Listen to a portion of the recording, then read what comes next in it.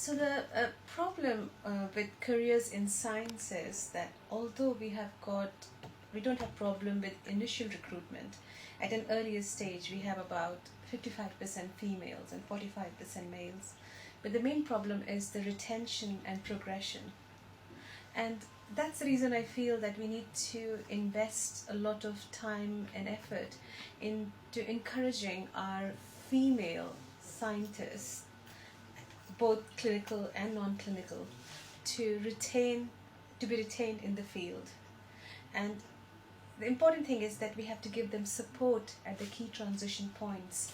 So when, because the thing is, the stage where you have to work really hard is probably the time also when people want to have family. So if we look at the junior researcher stage, we have about, I think, approximately 65 to 70% female and 30-35% male. But if you look at my stage at professor, in terms of real statistics, we have 7 females and 37 male. So that's about 84% male and 16% females. So you see there's a huge discrepancy between the initial stage and the final stage. And the problem is that it is a retention, and probably not having the support at these key transition points. So that means that we lose a lot of talented people at an earlier stage who move out of science.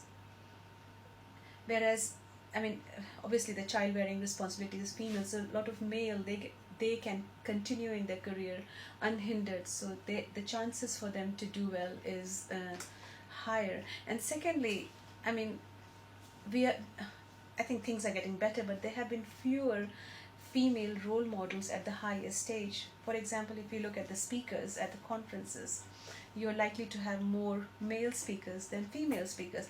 And it's not their fault, because the people who have made it to that level, because when you look for the pool to select from, they are predominantly male. So it is hard to say that no, we are going to have 50% female and male. So what I personally feel is that the practices which we are adopting and implicating at the grassroots levels and trying to help address the imbalance will in few years follow through, and that will result in more balanced representation of male and female.